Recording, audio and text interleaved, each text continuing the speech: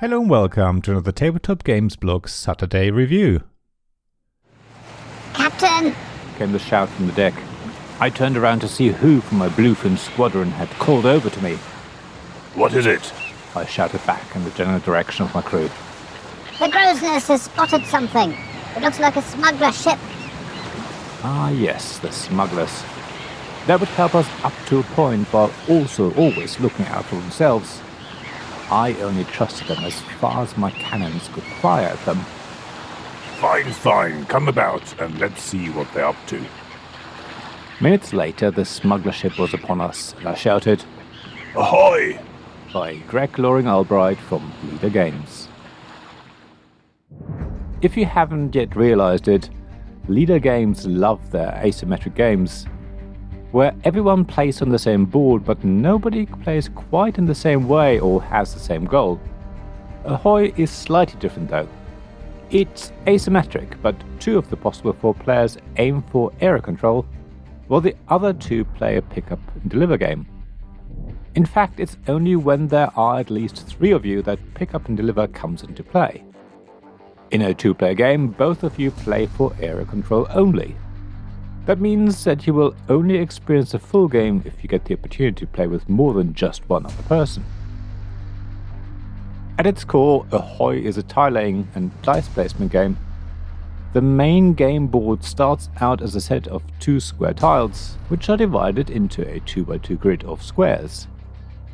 As you explore the map with your ships, you add more of these square tiles.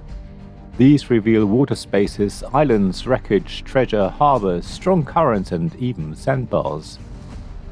It's your choice how you connect the newly discovered square to the existing seascape, as long as you fulfill certain requirements. So you exert a certain amount of control over how easy or difficult it is to navigate the resulting map.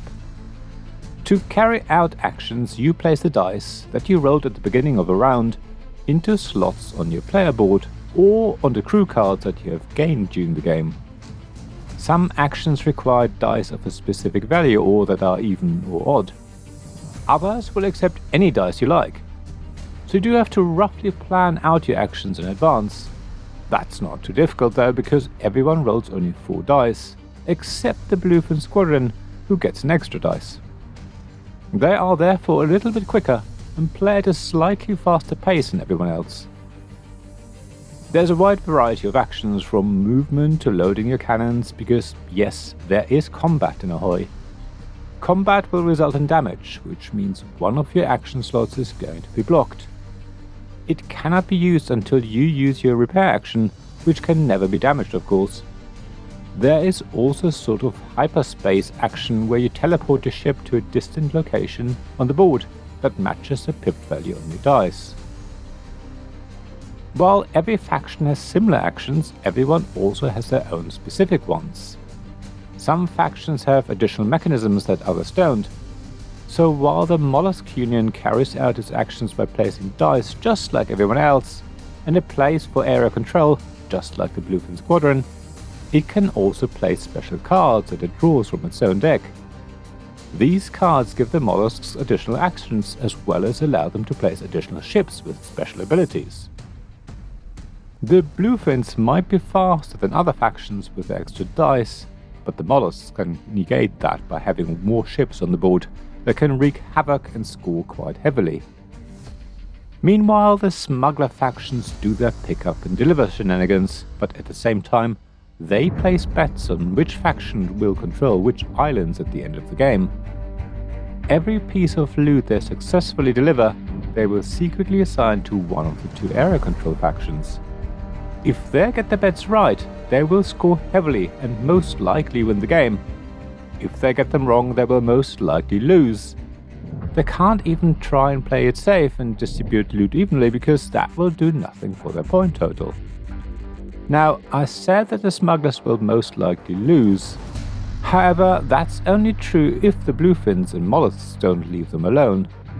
The smugglers have the potential to score quite a bit every round, which will be enough to give them an easy victory. They're a bit like the Vagabond and Root in that respect. At the same time, the smugglers increase the point potential for the bluefins and mollusks. A balance must be struck between keeping them down without knocking them out altogether. It is amazing how much gameplay there is in Ahoy. Every action needs to be thought about. Even the simple act of extending the map with a new 2x2 tile needs to be carefully considered. The orientation of a tile can hugely influence who can navigate the waters. If you can sail through wreckage unharmed, you can create barriers for other ships and therefore make it harder for them to do what they need. Deciding where to sail next is also not a simple choice. You need to try and work out what other players might be doing. You need to work out whether to block or attack an opponent. Maybe you prefer to stay away from everyone as much as possible so that you can do what you need to do. So a multiplayer solitaire game Ahoy is definitely not. In a 2-player setup, you're directly fighting over area control. You need to attack the other player to have any chance of winning. In a 3 or 4-player game, you need to attack the smugglers from time to time to make sure they don't run away with their points. However, because everyone sort of has to attack everyone else, I don't think it feels bad when you do interfere with another player. It's just what the game expects you to do. Also, just blindly attacking another player will not benefit you in any way. You do have to consider who you attack and when. There will always be a reason why combat happens, and the reason will be about stopping another player from scoring and winning the game. So I think that justifies that battling element in Ahoy and gives players permission to negatively affect each other. I have one slight reservation about Ahoy though. I don't like the 3-player games.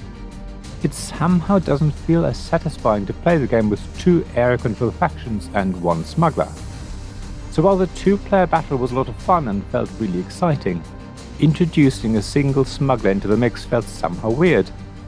It seemed as if the smuggler on their own could either just run away with the game, or that the other 2 factions could suppress them so much that they stood no chance of winning. It somehow felt unbalanced, at least based on the games I played. However, a 4-player game should be great in my view, even though I've not yet had the chance to try that player count. I reckon that 2 smugglers competing with each other, or the bluefins and mollusks do the same amongst themselves, is going to be amazing to watch. At some point the smugglers, bluefins and mollusks will also punch each other, which then adds another layer of interest and excitement. So I'd say Ahoy works really great with 2 players and has huge potential with 4. Just don't expect too much from a 3-player game. Saying that, I will always enjoy playing Ahoy. There's so much happening, and like with so many other leader games, you read the rules and think that this will never work. Of course, it does work amazingly well. The rules are also pretty simple, and after a few turns, things will really click. It will then take a couple of games for you to explore the various choices you can make and the best strategy to follow. So, get on board and shout, "Ahoy!" if you ever get the chance. You won't regret it. Thank you for listening to this Tabletop Games Blog Saturday Review podcast. Please check the description below for links mentioned in this episode, as well as to the written version of this article on the blog. If you enjoyed this episode, please subscribe, give us some stars or leave a review. Please also tell your friends about me, and if you want to offer financial support, check out my Patreon and Ko-fi pages, links to which you'll find in the blog at tabletopgamesblog.com. So thank you again for listening, and I hope to see you again soon. This podcast was made possible by the generous help of my supporters. Royal Patron Sean Newman, Magic Champion John Risley, Castle Guards David Miller and James Naylor, Dice Masters Alex Bardi, Paul Grogan and Robin Kay, and Shining Lights Jacob Davis, Gavin Jones, Vukasin Nizovic, Sarah Reed and Richard Simpson.